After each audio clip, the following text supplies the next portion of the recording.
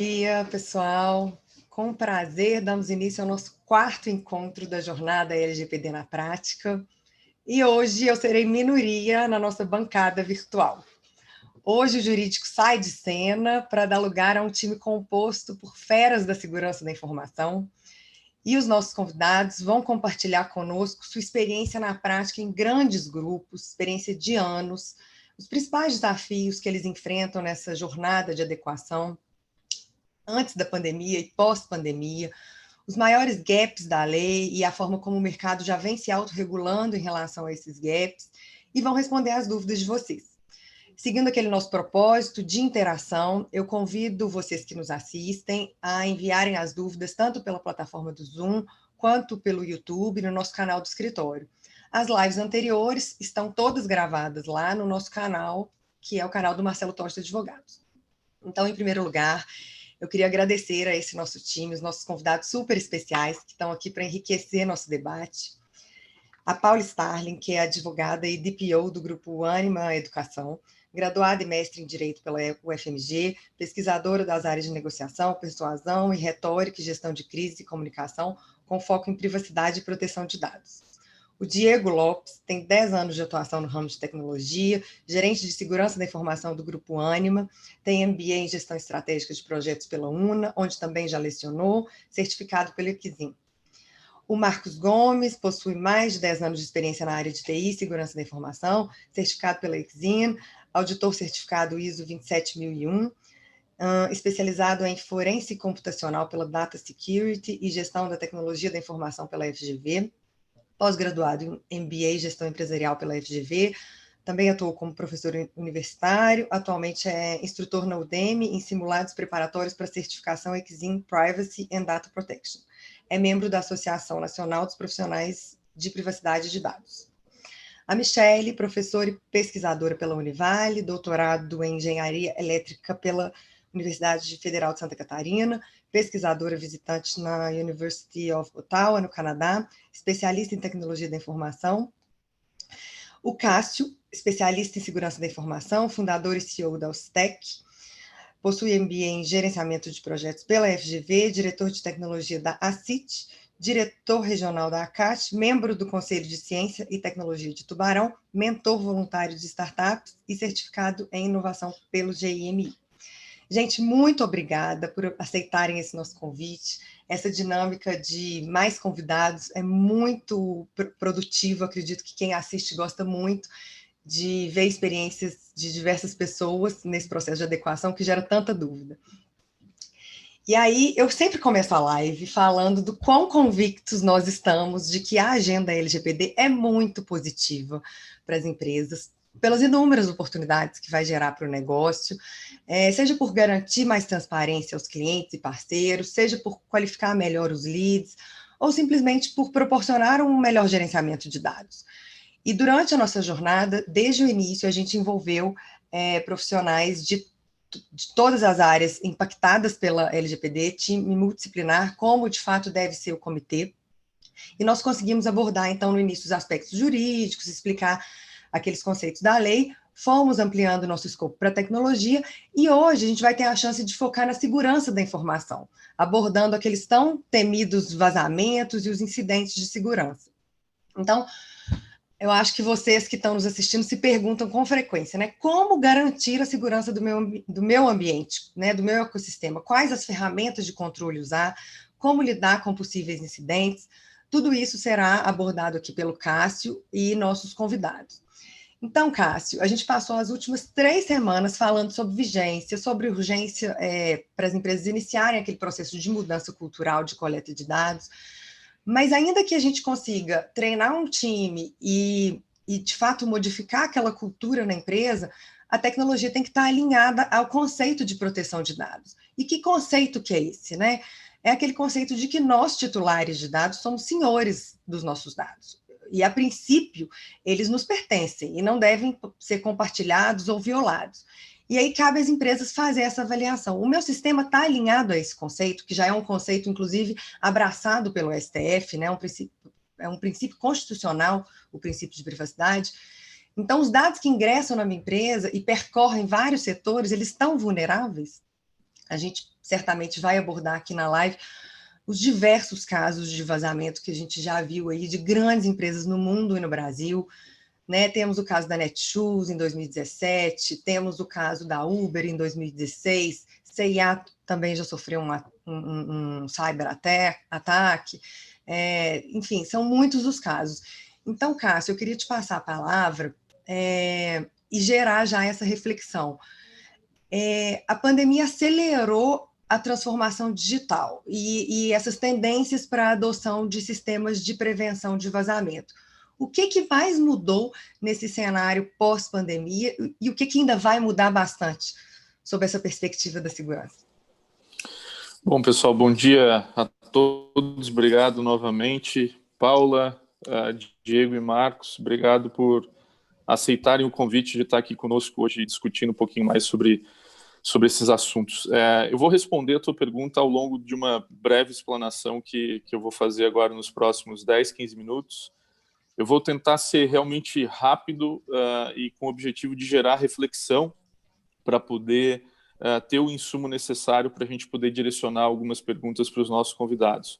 Eu acho que como o objetivo do evento é realmente na prática, né, não vale a pena que a gente falar muito. Eu acho que tem que ouvir, né, lançar as discussões e a gente ouvir. E a preferência nesse grupo, né, trazer a Paula como DPO, o Diego como responsável da área de segurança, junto com o Marcos, depois eles vão explicar como que se dá isso, é justamente a gente ter vários pontos de contato. Então, a figura do DPO aqui está representada, a figura do executivo de segurança está representado, e o Grupo Ânima tem uma dinâmica de negócio que é super, super interessante, que vai, sem sombra de dúvidas, ser bastante enriquecedora aqui no nosso debate. Tá?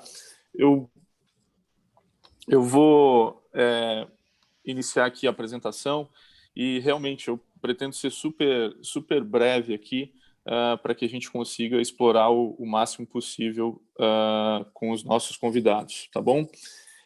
Vamos lá.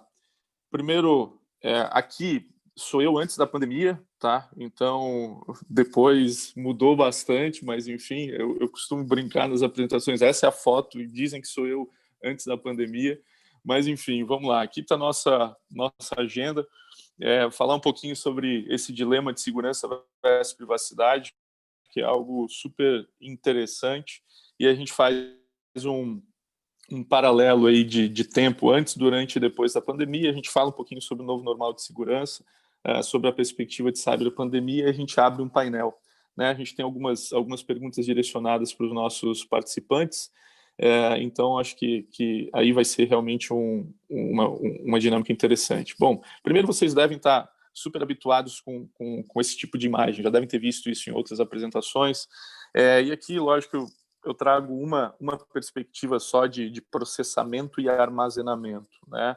Mas aqui a gente tem, de um lado, direito à parte de privacidade, né? E a pergunta que a gente faz, ou uma das perguntas que a gente faz, é se a gente pode, nesse caso aqui do tratamento, processar e armazenar os dados, né? A gente tem uma outra perspectiva, que é a perspectiva de segurança, né, que a gente começa a tratar na lei de uma forma diferente. Só que para quem é profissional da área de segurança, isso não é nenhuma novidade, né? E a gente fala muito sobre isso.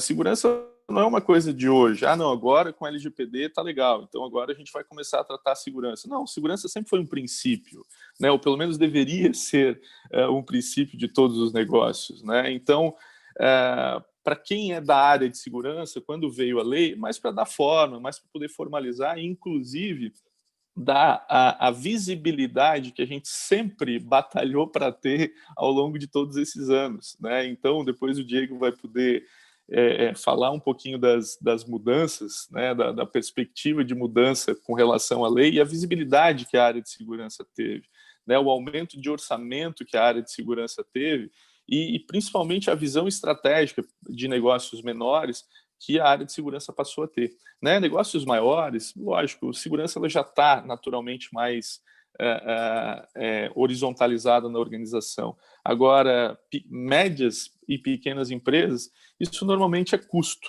né? E a gente precisa começar a tratar isso de uma forma diferente. Então, antes da pandemia, né, estava tudo muito bem com a segurança da informação, né? Não tinha nenhum tipo de ataque reportado, nenhuma empresa tinha problema de segurança, violação de dados, sequestro de dados, e todas as empresas, né, governos, estavam tudo em processo avançado de adequação à LGPD, né? Isso era o cenário antes da pandemia. É lógico que é uma baita de uma brincadeira, né? E veio a pandemia simplesmente para confundir ou para acelerar uma série de coisas. Eu gosto muito dessa imagem. Ela é uma imagem super tradicional, ela é antiga, porém não necessariamente desatualizada, e ela vai aparecer em outros momentos aqui na apresentação, que traz um pouco sobre a perspectiva da complexidade de proteção de dados, né? A gente vê o dado lá no topo da pirâmide, mas para a gente poder garantir a segurança daquele dado, a gente precisa trabalhar com um conjunto bastante grande de coisas, né? Que passa toda questão de governança, risco e compliance, por parte de gerenciamento de identidade e acesso, passa por uma camada física, uma camada de políticas e procedimentos, a parte de perímetro, enfim, uma série de coisas eu não vou detalhar aqui, mas só para vocês entenderem a complexidade que nós temos para proteger o dado, né? E não é uma única solução tecnológica de processos ou políticas e procedimentos ou treinamento de pessoas que vai resolver o nosso problema de proteção de dados. A gente precisa trabalhar no universo multicamada, né? Esse é um modelo super, super, super antigo e que ao longo do tempo ele vem sendo aprimorado com todas as questões agora de, né, nuvens públicas, nuvens privadas, você tem o perímetro interno, você tem o perímetro externo, etc. Mas só para vocês terem uma ideia do quão complexo é. E antes da pandemia, esse já era o modelo, né? Esse já era o modelo adotado por boa parte das organizações para poder ir adicionando camadas de segurança para proteger aquele dado, aquela informação. Durante a pandemia, a gente passou a ter um comportamento de consumo absurdamente diferente, né? Esses dados são da Forbes, é uma pesquisa americana, mas eu entendo que isso é uma tendência mundial, né? Então, por isso que eu trouxe ela para cá. Então, assim, tem vários dados aqui, eu não vou ler todos, mas se vocês, enquanto eu falo, puderem observar, a quantidade de aceleração, de digitalização foi incrível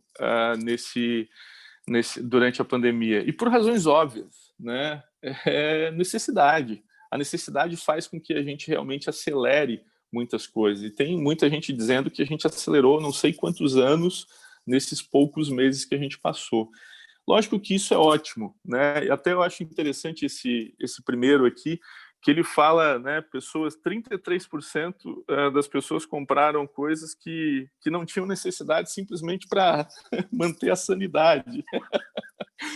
Isso realmente é uma coisa... Eu passei por isso, eu acho que todos vocês. Então, o ponto aqui, com relação a todos esses dados, primeiro é que são números extremamente grandes, extremamente representativos, que demonstram uma digitalização gigantesca, né? Os Estados Unidos aqui já é um país altamente capilarizado quando a gente analisa sobre essa perspectiva, só que a gente começa a avaliar aqui mudanças de padrões de consumo, né? E muito disso vai ficar. E todos esses incrementos aqui é um terror para a área de segurança, porque são mais dados, né? Logicamente, existe mais atratividade para atacantes, etc, etc. Então, a mudança que a gente tem de comportamento de consumo ao longo desse tempo é realmente bastante grande, né? Então, aqui trazendo todas as empresas, né, passaram aí por um processo muito grande de transformação digital. As grandes aceleraram, muitas delas aceleraram os seus processos, mas muitas pequenas e médias que ainda operavam no modo offline, ou boa parte de coisas no modo offline, tiveram que acelerar muito rapidamente, porque senão elas deixariam de existir. E aí começa uma série de problemas, porque normalmente elas estão desestruturadas, ou elas não têm tanto acesso a informação, a tecnologias adequadas e etc., e você acaba abrindo um passivo, né, que mais tarde pode se tornar em um vazamento de dados, etc., etc. Tá bom? Então, esse é um ponto muito chave, na minha opinião, com relação a essa questão que a gente tem passado na pandemia. Tá? Então, a gente vê cada vez mais os ataques sendo direcionados às pessoas. É impressionante como a turma realmente não tem coração, né? Aproveitando do medo, da situação das pessoas, de fragilidade, para poder mandar mensagens e obter algum tipo de vantagem com relação a isso. Essa história do trabalho remoto, ou agora, mais especialmente, o trabalho a partir de casa, muitas empresas fizeram isso de forma totalmente despreparada, porque foram obrigadas a fazer isso de uma hora para outra. Só que, de novo, isso gera um passivo muito grande, né? Desde a utilização de equipamentos compartilhados, que tem um filho, uma filha, o marido, a esposa, que utilizam para outras finalidades, quando de repente é um computador do próprio colaborador, utilização de redes, às vezes compartilhadas, né, no condomínio, ou utiliza a internet do vizinho, etc., etc., ou até mesmo um equipamento não configurado de forma adequada. Isso trouxe um desafio gigante para as empresas, né? Se a gente já vinha num universo aí bastante diferente no que diz respeito a perímetro, né? Antigamente a gente ia trabalhar, ligava o computador, no fim do expediente desligava o computador e ia embora, e estava tudo certo, né? Hoje não. Hoje a gente tem notebook, a gente tem celular, a informação está em todo lugar. Então o perímetro ele tem mudado. Antes, as estratégias de defesa que a gente tinha e trabalhar somente no perímetro da empresa, ok, eram suficientes, ou eram, assim, boa parte suficientes. Isso mudou, né? Então, o perímetro hoje é a identidade das pessoas. Então, isso traz uma dinâmica para a perspectiva de segurança bastante interessante. Tá? Aqui existem vários reportes aí de fontes diferentes com relação a incrementos de ataques, etc. Depois vocês vão ter acesso à apresentação. Eu não vou me aprofundar aqui, tá? Mas tem uma série de coisas que só ratificam o quanto que os ataques, os incidentes de segurança, eles aumentaram com a pandemia. Tá? Aqui existe um guia do Center for Internet Security que é super interessante. Ainda dá tempo, até porque as recomendações que estão lá, elas não servem só, né, durante a pandemia, mas tem uma série de recomendações super interessantes para quem, lógico, né, já fez uma série de processos de adequação. Mesmo assim, vale a pena dar uma consultada lá para poder avaliar se realmente os parâmetros, aquilo que foi utilizado, realmente estão de acordo com as melhores práticas. E aqui a gente volta para a mesma imagem. Durante a pandemia, essa imagem ela continua sendo atual, ela continua valendo, tá bom? Bom, depois da pandemia, né, alguém se arrisca aí, entrando um pouco na pergunta da Camila, é difícil de dizer o que vem, né, depois. Eu acho que tem uma série de coisas que eu trouxe alguns pontos, né? Primeiro, um incremento considerável de ataques, mas principalmente de exposição de dados, né? Existem os ataques que a gente chama de barulhentos, que são aqueles que são divulgados, que têm algum tipo de paralisação e etc.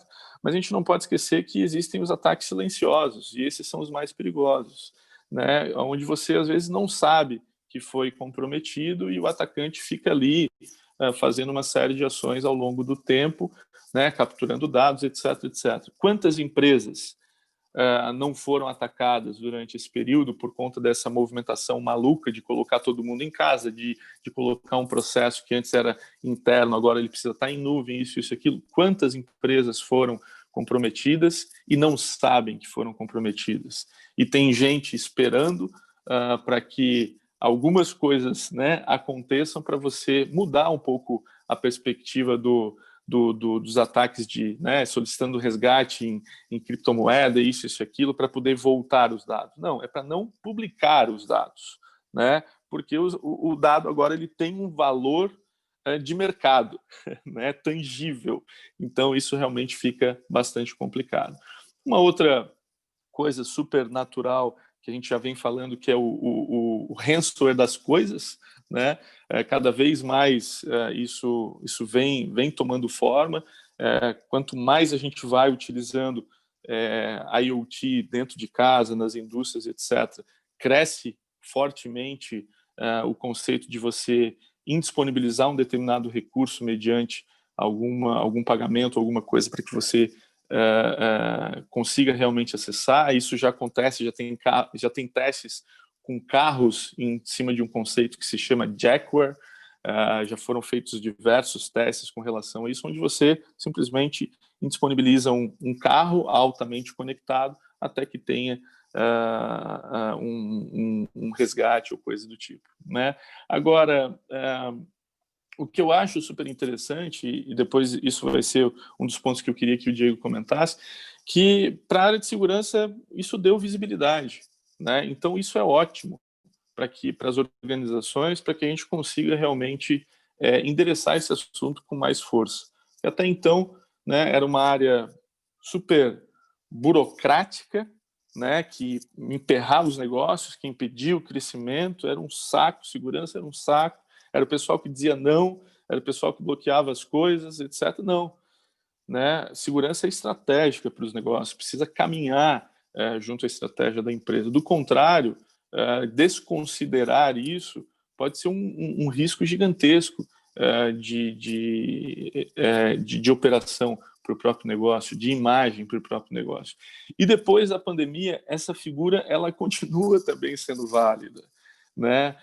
Lógico que a gente precisa colocar, como eu disse, aqui elementos de nuvens privadas, de nuvens públicas e toda a sopa de letrinhas que a gente tenha hoje de soluções de segurança olhando para a nuvem, porque naturalmente, né, é muito mais fácil, muito mais rápido você crescer em nuvem do que você crescer on-premise, porque, né, você compra serviço e ativa de uma hora para outra, enquanto que on-premise você tem que comprar ferro, que a gente chama, né? Você tem que comprar servidor, você tem que comprar storage, etc. Você tem tempo para isso poder chegar à sua estrutura, preparar, etc, etc.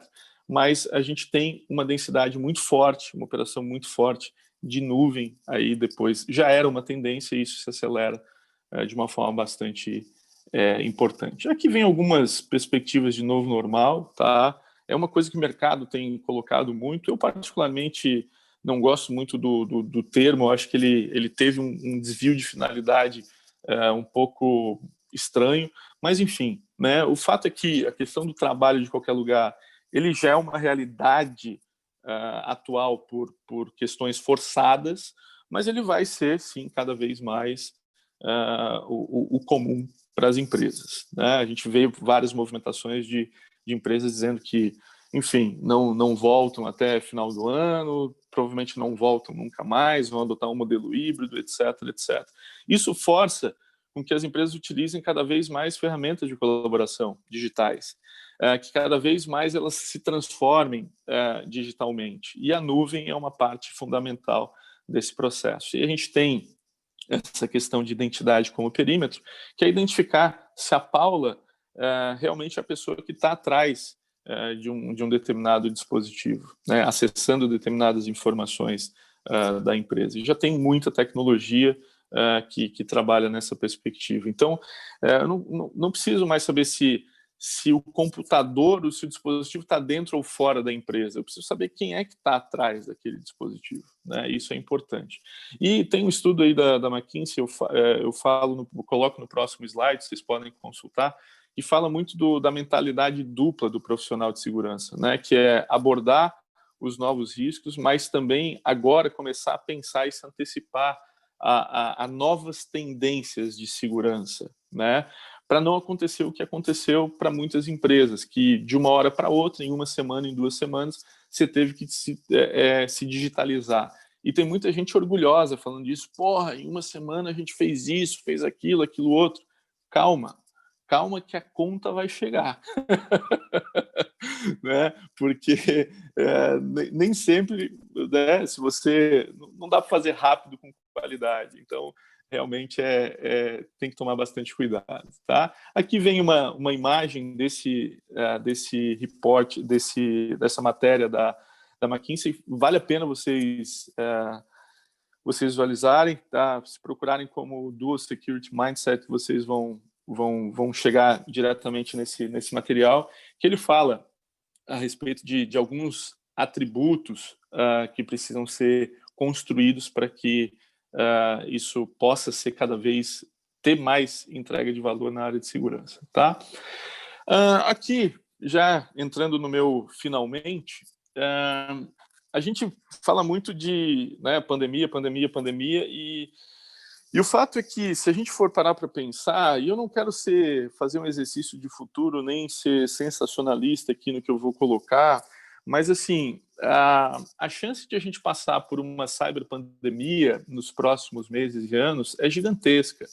A pandemia natural que a gente vive hoje, ela criou condições muito específicas para que isso aconteça, que é a digitalização dos negócios, né?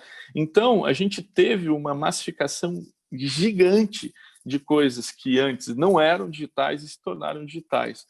E, ok, é um ambiente fértil para que você realmente pense nesse ambiente de uma forma mais específica para a condução de uma pandemia aí vamos chamar no cyberespaço. E se a gente for avaliar alguns itens desse gráfico aí da Check Point, vocês vão ver que, assim, a taxa de infecção, quando a gente olha o universo digital, ele é muito maior, muito maior. Mas o que eu acho mais interessante é esse paralelo que as técnicas de prevenção de infecção, quando a gente fala de quarentena, de isolamento, de rastreamento, etc., elas se aplicam da mesma forma no mundo físico e no mundo digital. Só que as tecnologias, logicamente, que vão ser empregadas, elas são diferentes. Então, técnicas de quarentena, você tem lá a parte de sandbox, a parte de microsegmentação, a parte de isolamento, tem o que a gente chama de zero trust, tem a parte de segregação, a parte de rastreamento, você pode utilizar a questão de Security Operations Center, você pode utilizar a inteligência artificial para isso, você pode utilizar uma série de tecnologias disponíveis. E quando a gente vem para as boas práticas, é a mesma coisa, né? Primeira coisa, conscientização, visibilidade, né? As pessoas precisam ter conhecimento, a gente precisa educar as pessoas, assim como a gente tem visto, né, o governo e a sociedade, pelo menos tentar, né, que utilize máscara, que respeite isso, que respeite aquilo, etc. Quando a gente fala de higiene, a gente tem o conceito de cyber-higiene, né, que são correções, a parte de compliance, etc. E quando a gente fala de distanciamento, a gente também tem tecnologias para isso. Então, esse paralelo do biológico para o cyber, ele é super interessante. E quem acha que isso não vai acontecer, olha, eu sinceramente, infelizmente, acho que vai acontecer. E isso significa que as empresas elas precisam estar preparadas, precisam estar muito preparadas. E a LGPD, dentro desse contexto de segurança, e eu volto no início e já abro para o nosso painel, é o seguinte: a LGPD ela dá forma para várias coisas, né? Mas todos esses problemas aí que precisam ser endereçados é porque antes segurança era importante para as organizações, agora passa a ser uma obrigatoriedade, né? E a gente não fala só de dados pessoais, que é o contexto da LGPD, porque todas as ações que as empresas vão fazer de transformação dos seus negócios para atender os requisitos técnicos de segurança para ter a conformidade com a LGPD, vai servir para qualquer outro tipo de dado. Então, as empresas elas vão evoluir muito, têm evoluído muito nesse sentido, tá bom?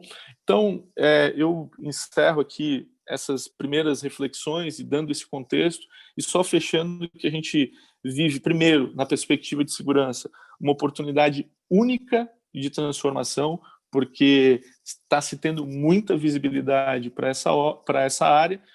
Por outro lado, é uma responsabilidade gigantesca que precisa ser compartilhada com o negócio, né? Primeiro, segurança não é TI, isso aí é super importante.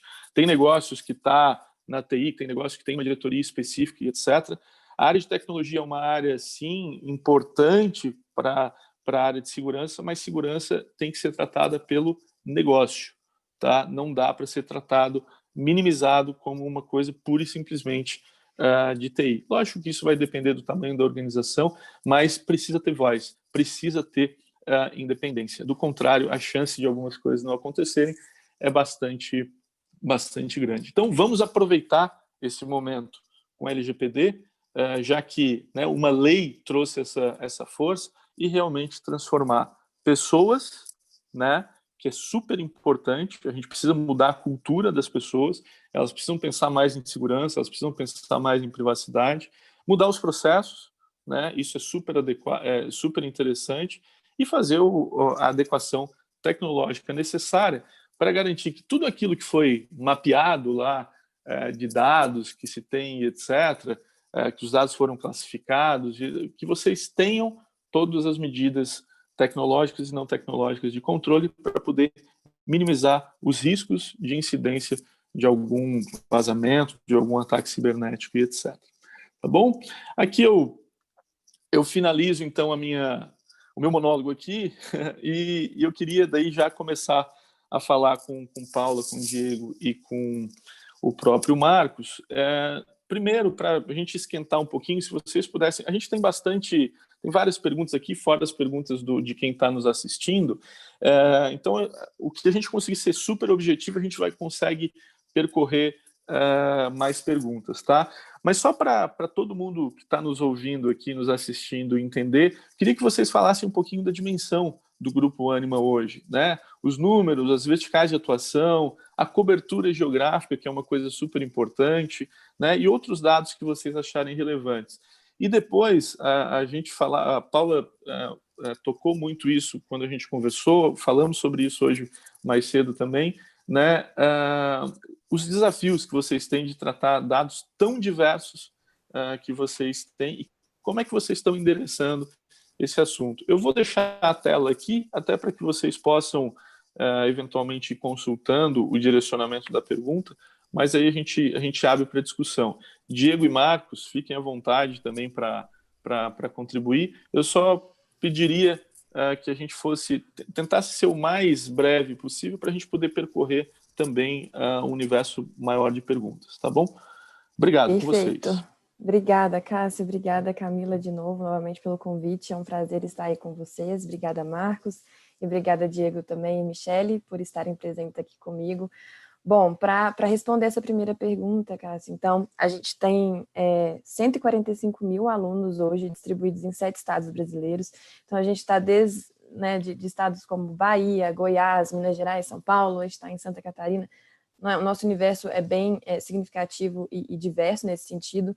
Nós temos em torno de 8 mil funcionários. É uma companhia que está aí há 17 anos, ela abriu para o mercado, né, como SA em 2012, foi o IPO. Então, a gente tem uma diversidade cultural muito grande. E aí, isso é um desafio, né, porque proteção de dados, primeiramente, é um aculturamento, é uma cultura, inserir essa sistemática no dia a dia, na rotina do trabalho do funcionário, porque a gente fala, a principal tarefa do funcionário é completar os tasks, as atribuições dele do dia a dia. Privacidade, proteção de dados, segurança da informação é a última coisa que ele pensa, né? Então, você agregar essas ideias de security by design, privacy by design, embedar esses entendimentos tanto na rotina do trabalho dia a dia quanto nos processos e sistemas, esse é um grande desafio pela nossa diversidade cultural, né? Geográfica, inclusive, nossa abrangência geográfica.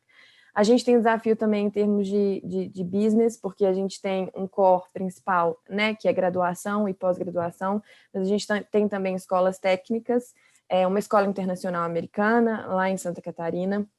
A gente também tem o que a gente chama de verticais, né, que são empresas dos mais diversos setores. A gente tem o Instituto Ânima, que é uma empresa do terceiro setor, ela trabalha muito com orçamento público em diversas áreas, né, a gente tem, por exemplo, oficinas para idosos, né? A gente trabalha muito com órgãos públicos nesse sentido. A gente tem a HSM, que é a maior empresa de educação executiva da América Latina. Não sei se vocês conhecem, se já foram numa HSM Expo, eu recomendo. A gente tem a EBRAD, que é a Escola Brasileira de Direito também, que tem pós-graduação, é totalmente online, né? Hoje a gente tem a EBRAD Flix, que esquentou minha cabeça para fazer o mapeamento LGPD, né? Porque é um produto completamente diferente, né? E novo. E a gente tem, fora a HSM, Instituto, a EBRAD, a gente também tem agora a Inspirali, que é uma companhia específica voltada para a medicina, né? Para o âmbito e mercado de saúde.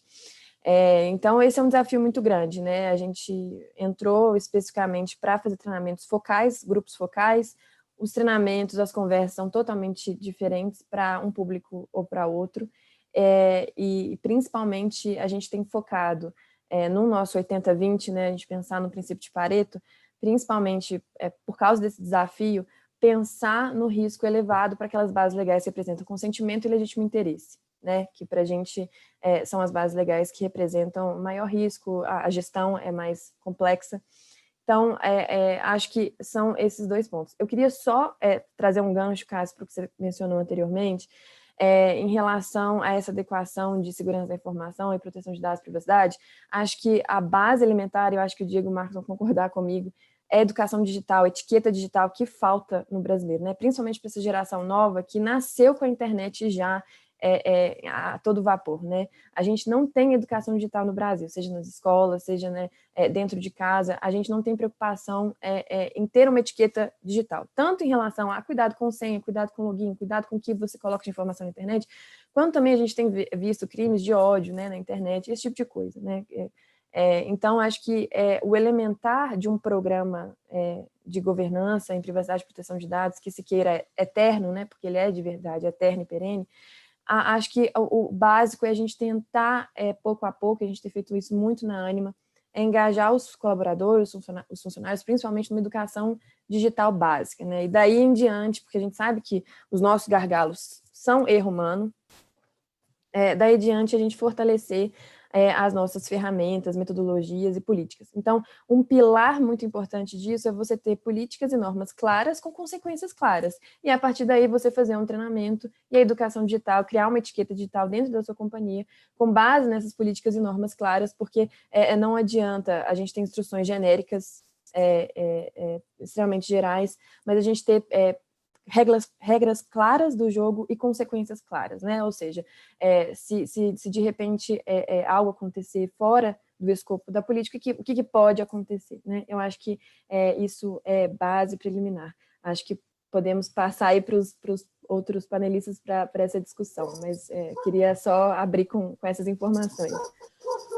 E complementando, né, pessoal, primeiro agradeço o Cássio pelo convite a todos os participantes. E complementando a fala da Paula, né, uma coisa que a gente percebeu, né, que a conscientização ela não pode ser padronizada, né? A conscientização ela tem que ser personalizada, né? Então, a gente tem diversos perfis, né, de colaboradores, né? Então, a gente está tendo um cuidado muito grande, né, de desenvolver um programa que, quando a gente levar, né, a palavra de privacidade e segurança, ela tem que ser entendida, ela tem que ser traduzida, né? As pessoas elas têm que entender aquilo como que é algo que vai ser orgânico, né? Eu falo que segurança e privacidade tem que ser igual a gente ligar o carro e botar o cinto de segurança, né? É algo que já está orgânico, padronizado. Eu sei o sentido, por que eu preciso usar o cinto de segurança, né? E segurança dentro das empresas é isso, né? Tem que estar claro para as pessoas, né? Então, a Paula foi muito feliz nessa colocação, né? E esse é o nosso, acredito que seja o nosso maior desafio dentro desse programa, é conscientizar, né, as pessoas, né? Perfeito. Isso. Fala, Marcos. Cássio, rapidinho, só para completar a ideia do pessoal, né? A gente vinha conversando aqui antes, né, sobre a área jurídica, a área de segurança, ela tem esse papel de traduzir para o pessoal essa parte técnica. O que é isso, né? E eu gosto de fazer uma analogia seguinte, o pessoal entender um pouco o que é segurança. Eu falo, a parte jurídica, às vezes é mais fácil o pessoal conseguir compreender, porque hoje tem muito conteúdo sobre isso há muitos anos, porque essa área já existe há muito tempo, né? A gente tem filmes, tem séries, tem novelas que abordam esse tema, o pessoal acaba conhecendo um pouco o que o papel jurídico, né, numa organização acaba fazendo, assim como um médico, um contador, fica mais natural para as pessoas. Quando a gente fala em segurança, é algo muito novo, né? O pessoal, pô, o que é segurança da informação? O que isso faz, né? E aí até tu mencionou na tua abertura ali que ela não é algo só da área de TI, né? Porque hoje, quando fala em segurança, o pessoal tem essa ideia que é colocar um firewall, colocar um antivírus e estou adequado ao LGPD, já estou tendo segurança na minha empresa, né? E essa analogia que eu gosto de fazer é o pessoal pensar na indústria quando ela existiu no século passado, né? E pensar que havia muitos acidentes nas empresas, né? As pessoas, quando começou a indústria, fazer as atividades em rotina e tudo mais, muitas pessoas sofriam acidente, perdiam membros, né? Perdiam a vida. Então as empresas começaram a se adequar, né, naquela indústria, começaram a criar meios de manter a segurança das pessoas. No começo as indústrias também acharam, né? E aí tem muitas pessoas hoje que acham que isso não deve fazer, que isso é errado, que isso vai aumentar o custo das empresas. Agora precisa de ter um técnico de segurança do trabalho, né? Tudo isso foi aumentando o custo das empresas, que também naquela época não acharam que precisava. Mas hoje a gente não consegue pensar numa indústria que não tem as medidas de segurança, né? Que os colaboradores não têm que usar um EPI, ter lá o protetor auricular, ter um óculos, ter uma viseira, ter um capacete, dependendo da empresa, né? Ter suas medidas de segurança próprias. E hoje as indústrias, elas são tecnologia, né? Elas são dados, são informações. Então, o que a segurança da informação vem trazendo ao longo dos anos para essas empresas, né, que surgiram com muita força nesse século, né, dos anos 2000 para cá, e novas formas de negócio, né? A segurança da informação ela vem trazendo essas medidas para que a empresa mantenha agora a segurança desses dados, que anteriormente, né, a segurança do trabalho, né, se preocupava com os danos das pessoas de maneira física, essa segurança também se preocupa com o dano das empresas, né, se tiver seus dados vazados ou indisponibilizados, ou se acontecer um incêndio, a empresa vai fechar, né, e a segurança da informação se preocupa com isso, assim como dano para as pessoas também, né, e a LGPD ela vem muito nesse sentido agora também, né, fazendo esse comparativo com a indústria física, né, como a gente conhece, se é uma indústria que tem uma questão sanitária, né, ela tem a preocupação lá de proteger os alimentos, né, para não ter uma contaminação, algo nesse sentido. Mas ela tem todos aqueles EPIs, todas aquelas medidas de segurança que a indústria comum tem, né, além de algumas preocupações a mais, né, que ela deve ter para as questões sanitárias dela. Então, o problema dos EPI, mas tem todas aquelas outras barreiras específicas do setor. E a LGPD, fazendo um comparativo, seria muito isso, né? Ela traz a segurança, que é obrigada a ter, né, indiferente se a tua empresa trata com dados pessoais ou não, mas ela tem que ter umas coisinhas a mais, né, que seriam as medidas sanitárias para proteger o dado pessoal, porque o dado pessoal ele é apenas um tipo de dado que a empresa tem, né, que já existia, que ela tem que manter a segurança. Então, esse é um desafio da Ânima e de parte de todas as empresas, trazer essa conscientização, como o pessoal comentou, de criar essa imagem de segurança. O que é a segurança da informação que eu preciso me preocupar? Eu acho que essa analogia ajuda o pessoal a entender, né, até as dificuldades que as empresas tiveram no passado para criar as medidas, né, como que está tendo agora, para criar essas novas questões de segurança e ter agora o papel do DPO, do encarregado, do analista de segurança, como teve no passado, essas dificuldades estão tendo de novo agora, mas daqui a uns anos, e com certeza muito mais rápido do que foi essa medida de segurança do trabalho no passado, toda a questão de internet, tecnologia, tudo, umas ondas, né? As ondas são muito mais rápidas, né? Então, acredito que a maturidade nas pessoas, nas empresas, vai chegar aí muito mais rápido.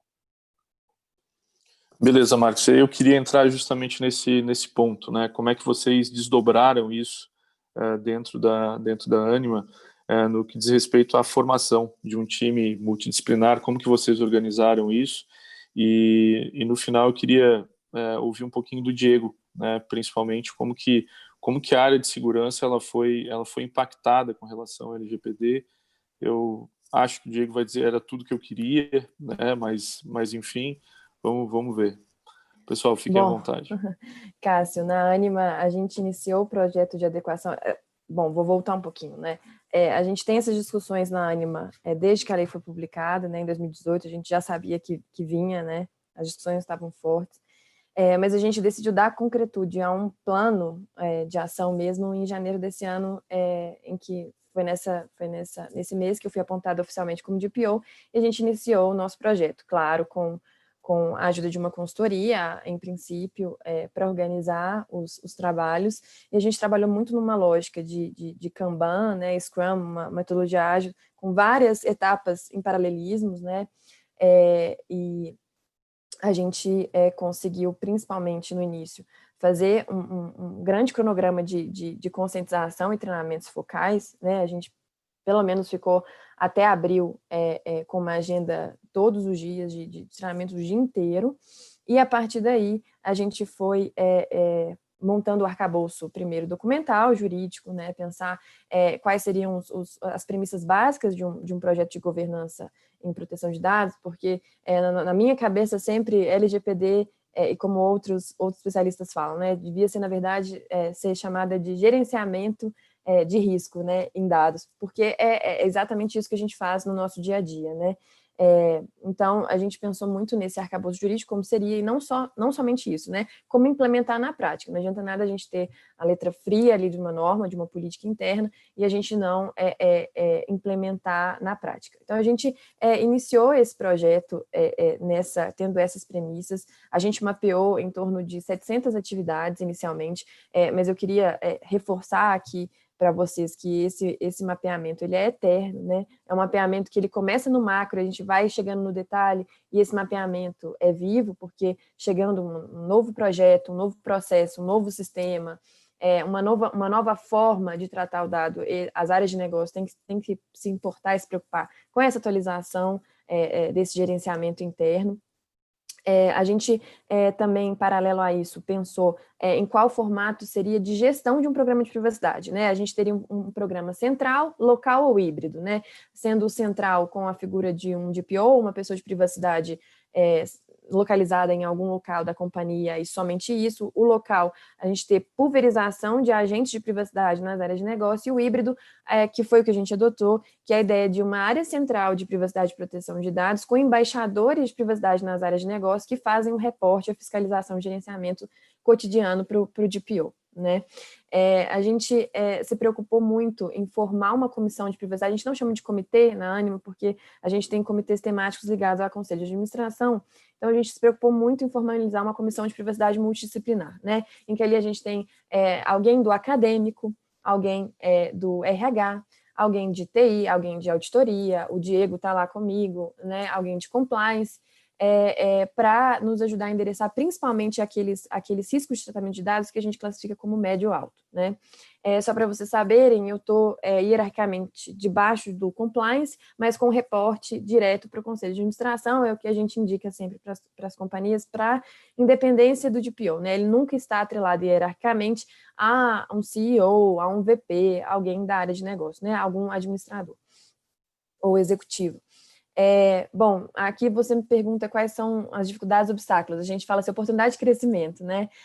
Porque, assim, principalmente em relação a essa dificuldade da lei, que é uma dificuldade, né? A lei é principiológica, ela é uma lei de governança. Ela não estipula exatamente o que pode, o que não pode, o que você deve. Não é uma norma penal, por exemplo, né, que a gente tem lá a tipificação de condutas ou um direcionamento mais objetivo e concreto. Na verdade, a companhia tem que dar concretude a essa lei extremamente aberta e principiológica. Então, a gente teve muita preocupação em adotar padrões internos, né? Então, a gente pensou em áreas focais. Dada essa abertura da lei, a gente pensou quais são as áreas que mais podem trazer risco para a companhia pela LGPD. Então, são as áreas que trabalham diretamente com os dados, seja de alunos, seja de colaboradores, então, um relacionamento com o aluno, uma central de atendimento, um RH, né? E as áreas que trabalham mais com as bases legais de legítimo interesse e consentimento, né? Pela gestão, pelas obrigações adjacentes que a lei impõe, né? Então, a gente se preocupou com isso. Esses foram os principais desafios, né, e oportunidades de crescimento. A outra coisa que a gente acha extremamente aberto e está extremamente ainda em desafio é a questão da falta de uma NPD, né? Então, a gente, por exemplo, enquanto a gente tem lá no Espaço Econômico Europeu, a European Data Protection Board, que auxilia as empresas na interpretação da GDPR, nos aconselhamentos, fora os DPAs, né, fora as autoridades nacionais de proteção de dados, algumas até estaduais, né? Na Alemanha a gente tem diversas autoridades de proteção de dados que auxiliam também nesse direcionamento, nessa consulta, nesses pareceres. A gente não tem a NPD constituinte, tem o decreto federal, mas não tem a NPD constituída ainda. Isso dificulta muito no direcionamento, principalmente da segurança da informação, porque a NPD vai trazer medidas técnicas e administrativas mínimas que ela entende como necessárias para a implementação de um bom projeto de privacidade e proteção de dados. O artigo 46 da LGPD, que menciona a segurança da informação, ele é extremamente aberto e deixa para a NPD essa concretude, né? Então, esse é um desafio enorme. Como que a gente vai tocar isso enquanto não tem uma NPD? E hoje está totalmente aberto, você mencionou, Cássio, a questão das nuvens, né?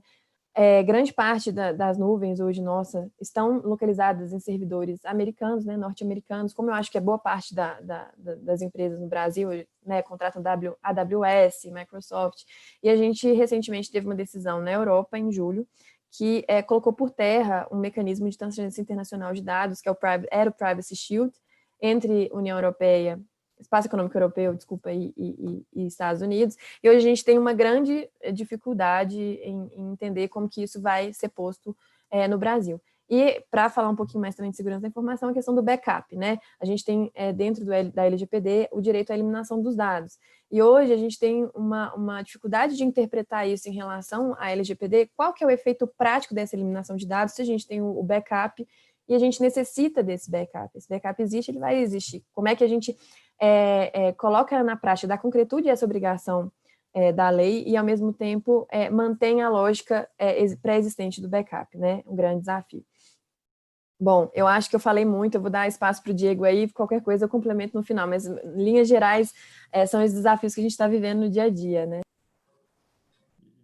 Uma consideração, né, Paulinho, que esse primeiro trabalho, né, de levantamento de atividades, ele é um trabalho bastante maçante, né? Ele é aquele trabalho olho no olho, né? Então, não existe fórmula mágica, não vai ter nenhum sistema que você vai comprar amanhã, implementar e todos os seus processos, né, vão estar mapeados, né? Então, assim, a gente usou zero tecnologia nesse primeiro momento, né? E o ferramental que a gente viu que deu muito certo foi a entrevista, né? O formulário, né, que a gente passou por várias áreas, né? E aí teve a dinâmica também de capacitação das pessoas para ter um entendimento claro, né, da LGPD, né? O que é um dado pessoal, o que é um dado sensível, aonde que eu estou armazenando isso, qual que é a finalidade de uso daquela informação, o que é uma base legal, né? Então, foi um trabalho maçante, né, e olho no olho, né? Então, assim, a dica que eu posso dar para vocês, né, para fazer esse processo de mapeamento, né, é conversar com as pessoas, né, entender, né, de fato qual que é o meu business, né? É muito importante entender qual que é o business, né, porque isso vai dar uma facilidade no mapeamento. E com o olhar, né, de segurança, eu falo que a área de segurança tinha que virar LGPD, né? A gente tirar aquela plaquinha lá de segurança da informação e passar LGPD, né? Porque segurança sempre existiu, né? Como o Cássio bem colocou, né? Mas aí a gente passa por um problema cultural nosso do Brasil, né? Que segurança nunca foi algo relevante para a pessoa física, né? Não para o PJ ali, né? Para a pessoa física. Então, a LGPD ela vem para dar esse alerta. Assim, a partir de agora, pessoal, não existe mais essa terra sem lei, né? Então, a partir daí, né, a gente passa, né, a Anima, eu sempre trabalhei nas áreas de operações e a gente sempre fez projetos pontuais de segurança, né? Então, tem 1 ano e meio, né, que, de fato, né, a gente criou, né, uma área de segurança, né, com foco específico, né, em cyber, né? Então, a gente hoje tem esse olhar muito crítico, né, para o mundo digital, né? E aí o meu primeiro trabalho, né, a minha primeira missão foi fazer o quê? Foi fazer um risk assessment, foi entender, né, como que estava a maturidade dos nossos controles, né? E aí a gente utilizou, né, hoje tem vários frameworks, né, disponíveis no mercado, NIST, ISO, que é o mais comum e utilizado, né, e a gente adotou por usar um framework, né, que chama Syscontro, né, que é um framework bem objetivo, né, que ele abrange ali ele cobre todas as áreas, né, desse novo modelo de segurança da informação, né, que também as empresas que já atuavam, que já tinham uma certa maturidade, já têm uma maturidade, né, alta, né, com o processo de segurança, também eles tiveram que rever esses processos, né, porque também segurança mudou. Segurança hoje não é só falar de antivírus, né, não é falar só de firewall. Né, hoje tem uma sopa de letrinhas que a gente tem que anotar no dicionário, né, CASB, DLP, enfim, tem uma infinidade de tecnologia, né, que a gente tem que compreender hoje. Então, a gente fez esse risk assessment. A partir do momento que a gente entendeu qual que era a nossa maturidade, né, a gente foi fazer o quê? A gente foi para o campo, né, porque a gente foi entender qual que era a dimensão desse ecossistema. Né. Hoje, a gente trabalha tanto com o legado e com o modelo novo, né, que é com o digital. Né, e a gente tem que tomar conta do legado. Né. Hoje, a gente tem que... Não adianta só olhar para o novo e esquecer do antigo ali. Né? Então, a gente fez esse reconhecimento, né? E a partir daí a gente tinha um risk assessment. Né? A gente entendia o tamanho dos nossos desafios. Né? Então, hoje a gente está falando de 13 mil funcionários, 8 mil funcionários, 160 mil alunos. A gente tem mais de 50 sistemas, né, integrados. Né? A gente trabalha hoje com todos os data centers. A gente trabalha com AWS, Oracle, enfim, tecnologias muito modernas, né, e tecnologias recentes. Né. Então, a partir daí, a gente entendeu qual era esse desafio e a gente fez um desenho, né, uma estrutura, né, de um time de segurança moderno. Né. E aí a gente tem hoje, né, pessoas que têm um olhar, né, para entender a análise do risco, né. O que está acontecendo aqui? Qual é o comportamento da minha rede? Né? Então, são os analistas que a gente chama de Blue Team. Né?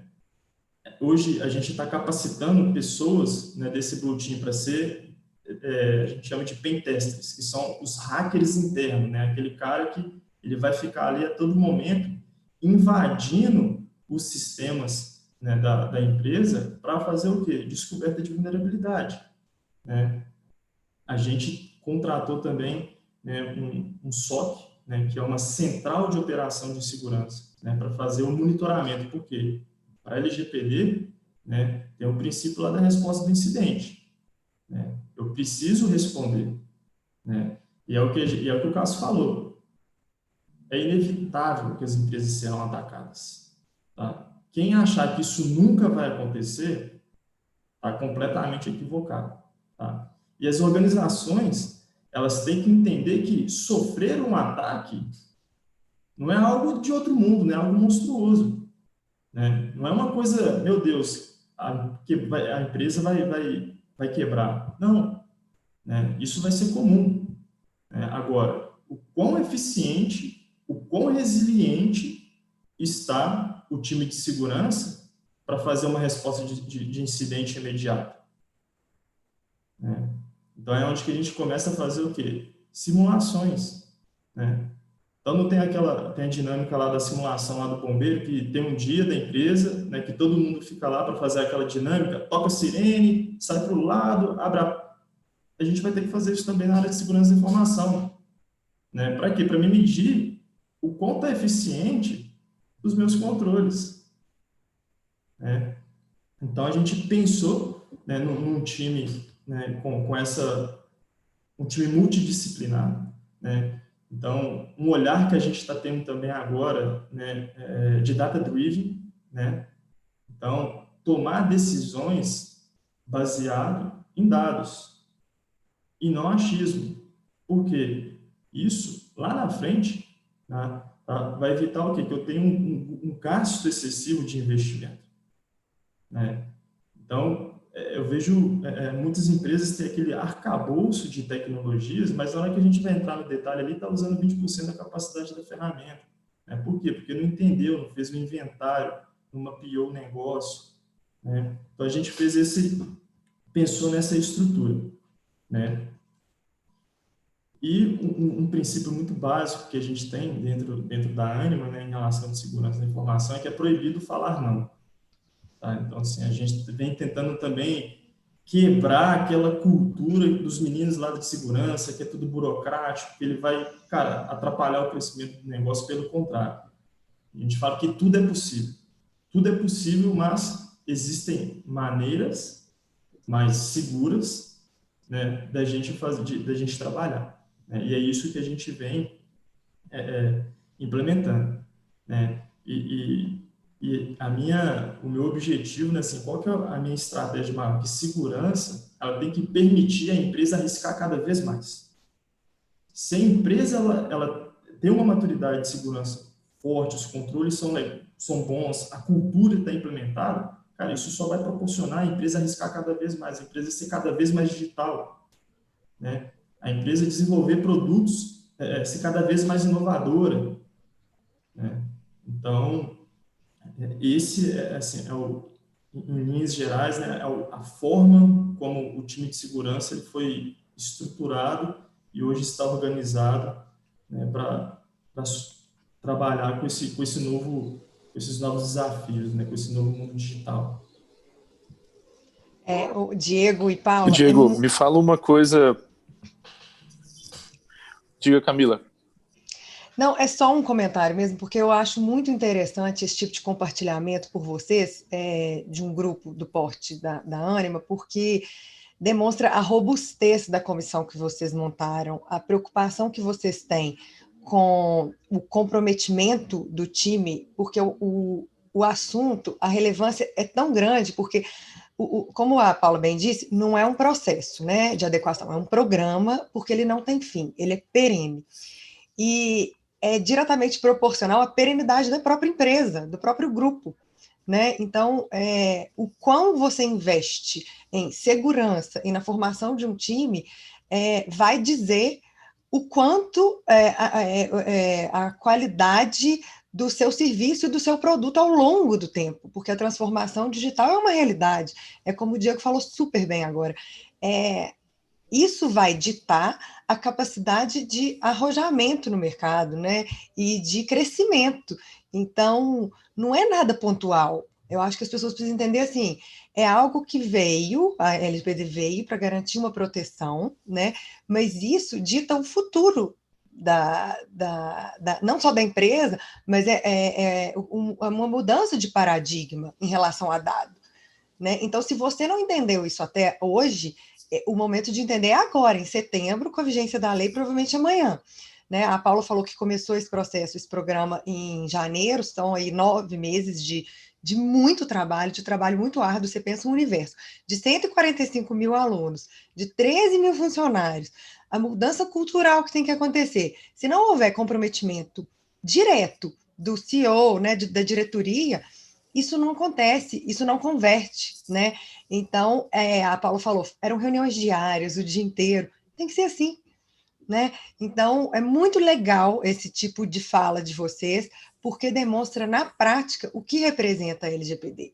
A LGPD representa uma mudança completa no nosso futuro, que começa hoje, né? Então, não é só segurança, não é só jurídico, não é só compliance, é uma mudança de mercado, né? Muito legal, assim, contribuem muito com esse tipo de compartilhamento. O que eu iria perguntar só para o Diego é o seguinte, de tudo que tu colocou agora, Diego, o quanto de 0 a 10, de forma super objetiva, evoluiu de janeiro para cá, tá? Ou por conta pelo que eu entendi, né, a Paula foi colocada como DPO em janeiro, a comissão, muito provavelmente, ela foi criada talvez um pouco antes disso, né? E como que foi essa, de 0 a 10, o quanto que evoluiu isso nesse curto espaço de tempo? Cássio, vou ser bem sincero, 6. Tá?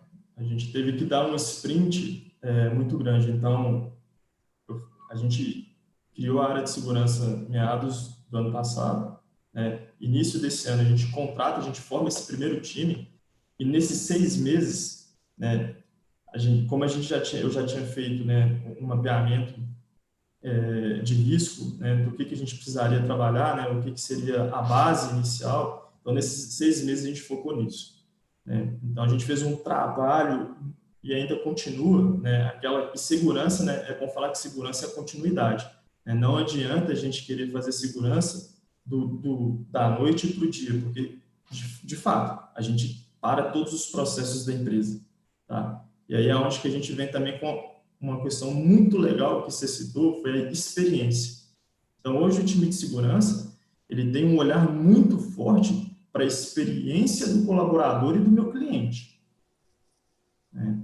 Então, a gente está trabalhando nesse momento num processo de saneamento, cara, insano. E aí eu posso trazer alguns números para vocês que, nesses 6 meses, né, a gente já desativou, tá, mais de 6.000 acessos, né? A gente já fez mais de 1.000 revisões de acessos de sistemas, né? Então, a gente pegou lá o nosso sistema, né, que é o sistema financeiro, né, que a gente entendeu que é um sistema core e tem uma criticidade muito alta, né? Até então, nunca a gente tinha feito um processo de revogação de acesso. E a gente foi lá, rodamos o processo de revogação de acesso. Usamos tecnologia? Não. Fui lá, exportei a planilha do sistema, cara, manipulando aquilo na planilha de Excel, formatamos, acionamos todos os gestores, a gente convidou literalmente os gestores para participar do processo, né? E aí o gestor, como ele é o responsável pela informação, né, ele ia falando para mim, não, isso aqui pode ter acesso, isso aqui não pode ter acesso, isso aqui revisa. Então, cara, foi assim, a gente continua, né, nesse esforço insano, né? Então, a gente está fazendo um processo de saneamento, né, de sites, né? Então, por isso que eu falo, tecnologia ela é importante, mas ela não vai resolver 100% dos problemas. Tecnologia, para mim, ela resolve 20% dos problemas, porque tecnologia é meio, né? Agora, o processo, sim, o processo resolve boa parte dos problemas, né? E uma coisa, um ponto comportamental que a gente precisa ter é a atitude, né?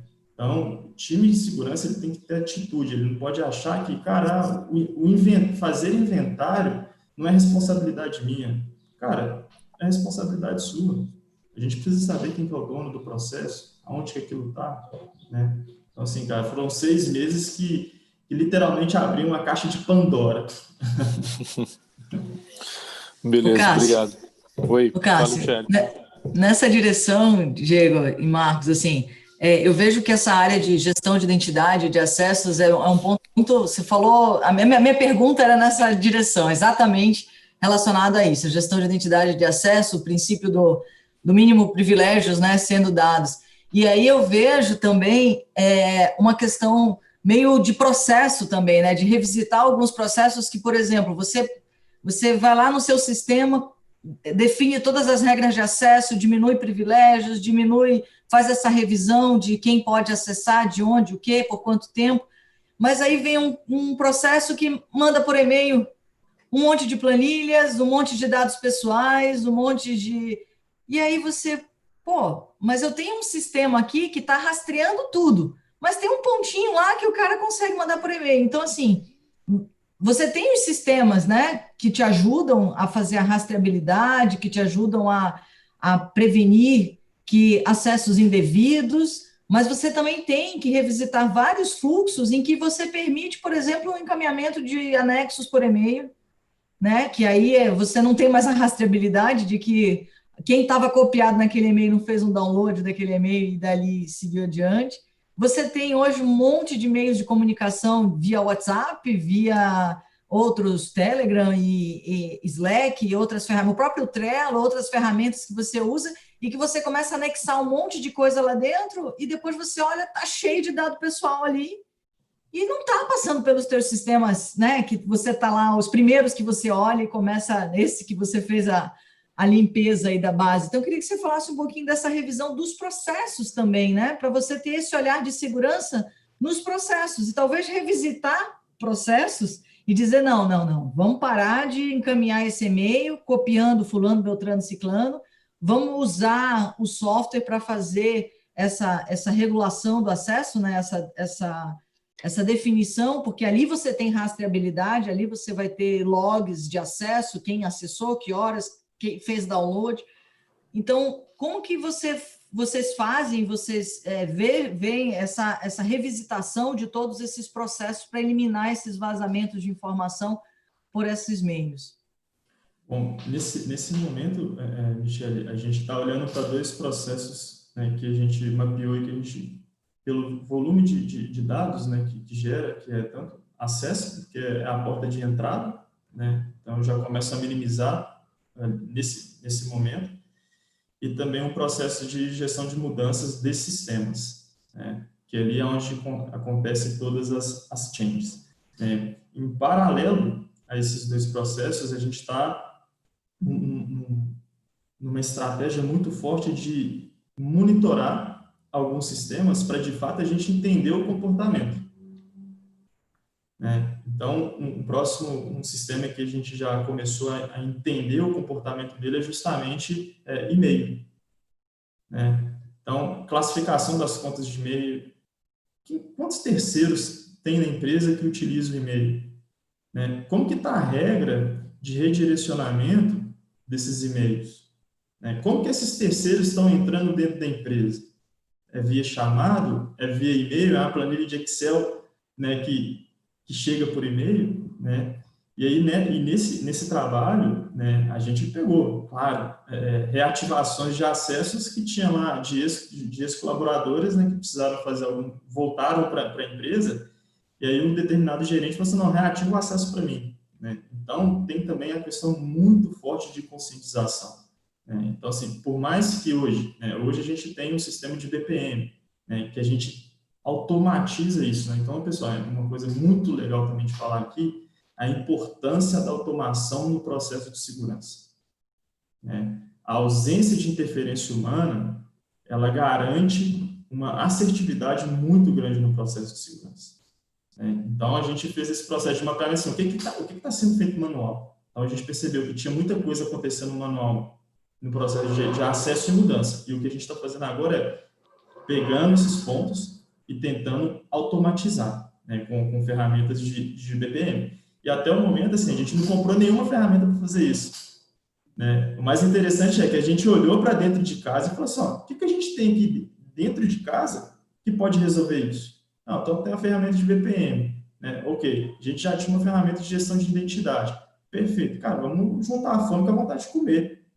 Vamos botar essas 2 coisas para conversar e vamos reduzir esse risco, né?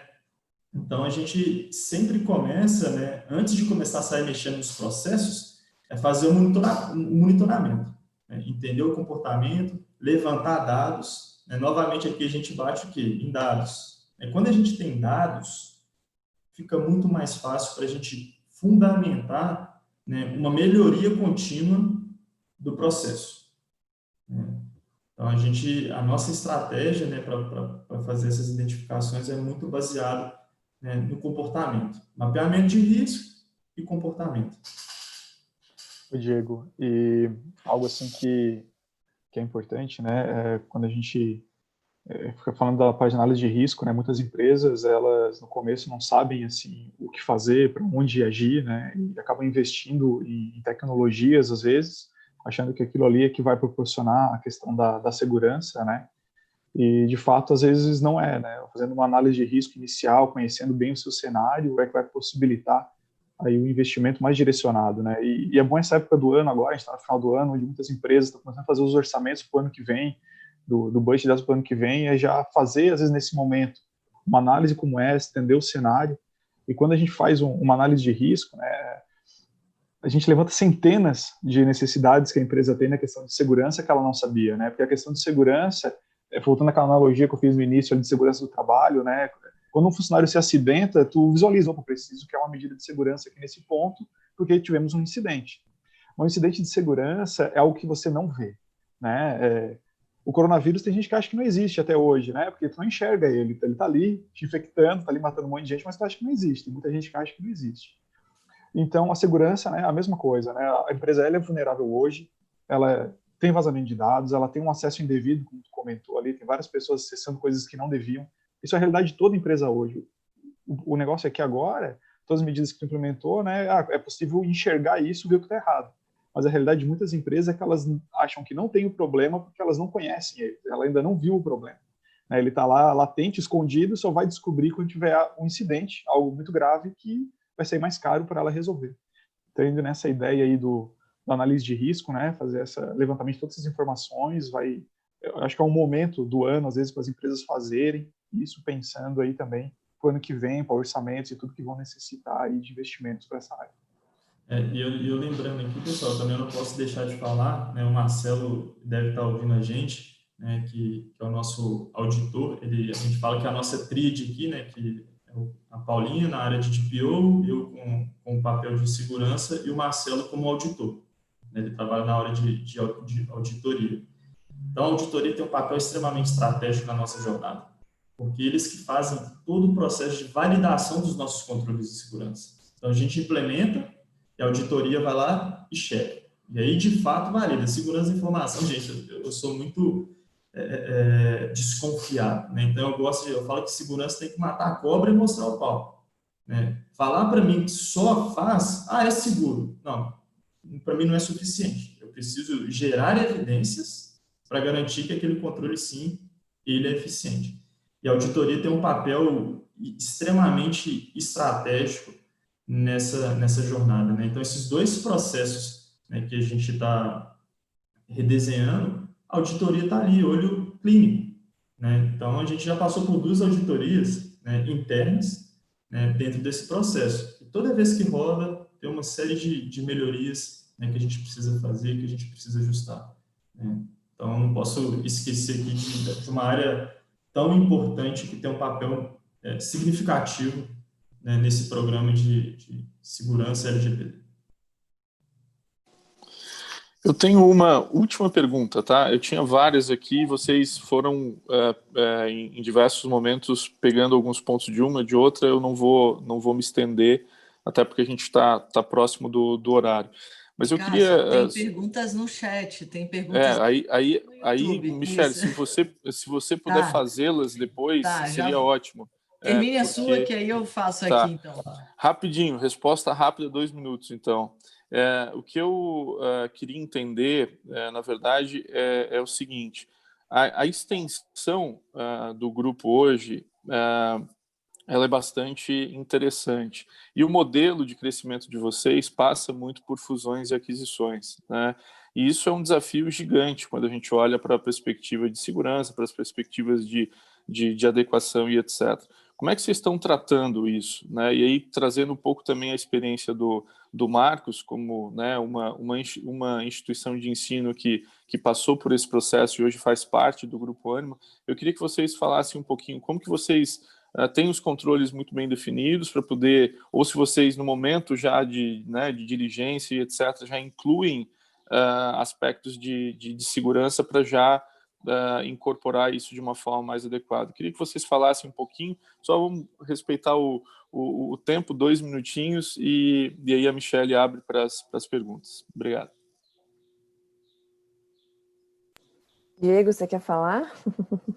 Deixa o Marcos falar, para ele falar como foi a experiência, Paulinho. Aí é melhor. Combinado. Se funciona ou se não funciona, né? Eu conheci o Diego e a Paula esse ano, né, no início do ano, a partir do momento que a Unisul foi adquirida pela Ânima. A gente já tinha área de segurança na Unisul, né, muitas unidades aí de ensino não tem isso. Né, aqui em Santa Catarina, né, a gente já tinha uma área de segurança pensando sobre isso, e aí a gente já estava começando uma coisa de LGPD também. Mas a Ânima também, daí quando assumiu a administração da Unisul, já também estava começando, já tinha alguma coisa também com a Paula e com o Diego. Aí no começo a gente fez algumas integrações, assim, foi algo bem interessante, né, algo que alinhou muito o que a gente vinha pensando, porque eu sempre fui um defensor, assim, da questão do jurídico com a área de segurança trabalhando juntos para a questão da LGPD. Sempre pensei muito nessa linha, pela questão do conhecimento que cada um tem específico de cada área, né. E isso, quando a Ânima assumiu, e aí conheci a Paula e o Diego, tu vê que andavam também nessa linha, né? Você pode ver a Paula há pouco falando sobre questões de segurança, coisas técnicas de segurança, ela já está por dentro disso, e o Diego falando de coisas legais, sobre a lei, questão de consentimento. Então, tu vê como isso anda bem junto, né? Então, a experiência tem sido muito boa, porque casou muito as ideologias, assim, o que a gente pensava. E aí, claro, né, com as determinações deles, a gente está conseguindo executar um trabalho bem legal. Tem a parte de mapeamento de dados, a parte de controle de segurança que a gente está fazendo. A gente está todo um processo de integração ainda esse ano, né, que é uma das unidades recentemente adquiridas. mas é uma experiência bem legal mesmo. Hoje a gente tem um núcleo, né, dentro da área de tecnologia, existe uma área específica responsável para integrações, né, de aquisições. Então, eles fazem todo esse levantamento, né, de inventário de produto, de sistema, né, e aí passa por segurança, né, e aí faz a interface com o time de segurança. Né, e aí a gente passa a ter esse envolvimento, né, com as novas aquisições. Né, e, claro, sempre respeitando, né, o prazo ali das integrações, que também é o que eu falei, né, a experiência conta muito. Então, não é algo que pode ser, né, imposto. Né? Então, a gente sempre apresenta os nossos projetos, né, entende o que a empresa, o que a escola adquirida já faz, né, e se eles têm algo que a gente entende, cara, que vai agregar, a gente absorve. Né? Então, a gente faz essa unificação. Então, é sempre uma dobradinha ali. Né? E sem querer, só para complementar, sem querer prolongar o tempo, que eu sei que já esgotou, a ideia, assim, a gente fez adequação no meio de 3 processos de M&A, né, que já estavam já na prática. Mas a ideia é a gente, junto com o departamento de M&A e o jurídico, criar um due diligence específico antes da conclusão das negociações, para saber como que a companhia está estruturada, a instituição está estruturada internamente, com políticas, normas, se tem alguém dedicado à privacidade, né? E aí o Diego também vai acrescentar as questões de segurança da informação, qual é o arcabouço, a infraestrutura em segurança da informação. A ideia é a gente ter, assim como a gente tem hoje, junto com os suprimentos, um default de fornecedores, né, de operadores de dados, e a gente replicar, dadas as devidas proporções, para o processo de M&A, né? E aí um due diligence completo de privacidade, proteção de dados e segurança da informação. É interessante que isso passa a ser um novo item nos M&As, né, hoje em dia. Então, é a revisão da privacidade. Olha como é que as coisas realmente mudam a passos largos, né? Quanto que a gente imaginaria que isso ia acontecer há 3 anos atrás, né? Assim, não era imaginável. Então, o mercado vai se autorregulando também, né? Não temos a NPD, mas a gente já tem nossas práticas, né? E aí, certamente, quando a NPD estiver constituída, aí a iniciativa privada tem que ter um engajamento construtivo com a NPD para que essa regulamentação aconteça de forma a abraçar esse mercado que já vai estar, de certa forma, um pouco, né, regulado de forma unilateral, né? Uhum. Autorregulado, né? Exatamente. Vamos para as perguntas do chat. Então, eu vou endereçar para a Paula.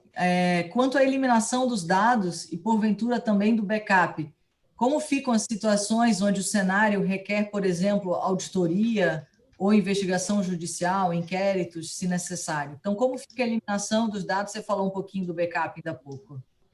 Perfeito, obrigada, Michelle. A dúvida da Anessi, né? Oi, Anessi. Isso.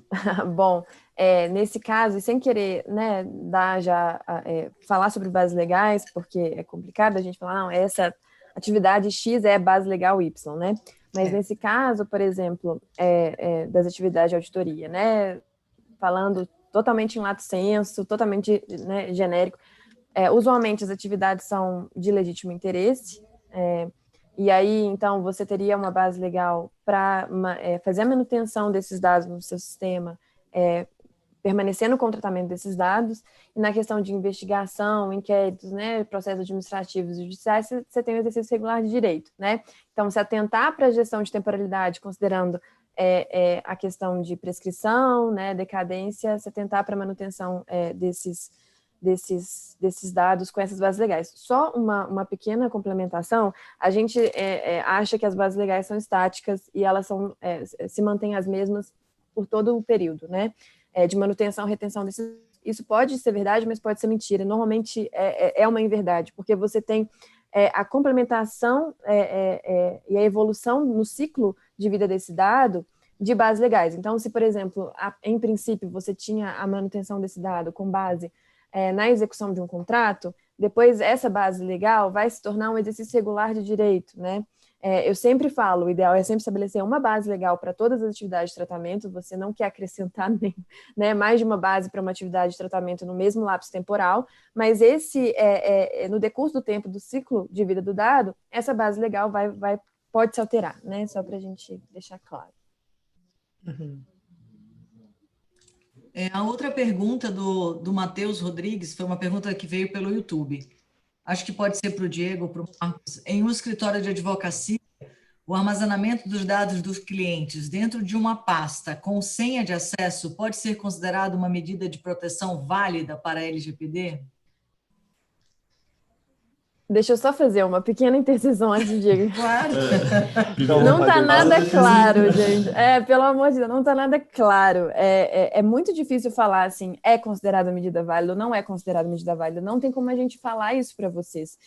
A LGPD depois conferem, por favor, o artigo 46. Ela estipula muito genericamente que a companhia tem que ter medidas técnicas, administrativas, de proteção dos dados, para salvaguardar esses dados, etc., etc., e estipula lá, no inciso específico, que a ANPD poderá determinar medidas mínimas necessárias para você salvaguardar.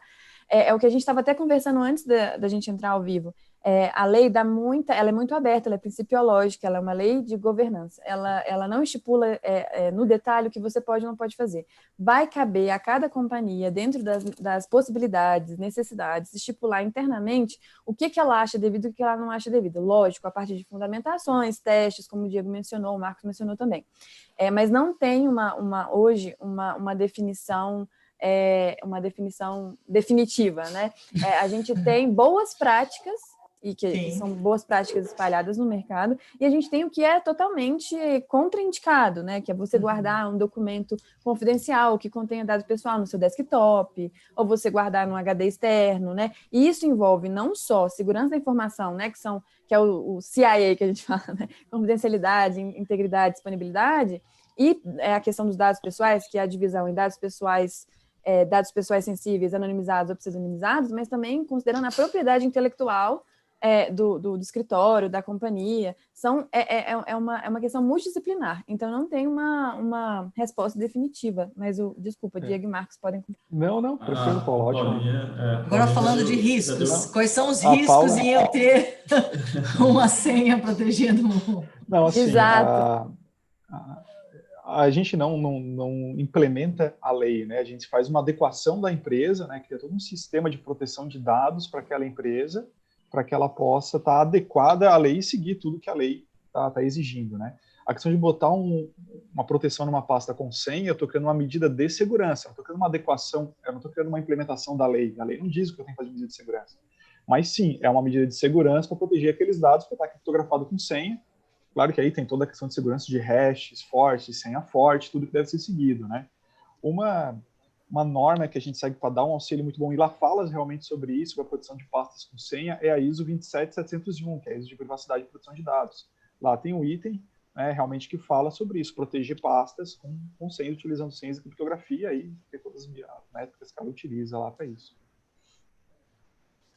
Excelente. Pessoal, infelizmente, a gente está se aproximando do fim da live. Eu queria ficar aqui muito mais tempo, porque, principalmente para mim, que sou do jurídico, essa live está sendo muito rica. Estou aprendendo demais sobre segurança, apesar de que a gente já tem essa interface o tempo inteiro nas implementações. É muito legal conhecer experiências diversas.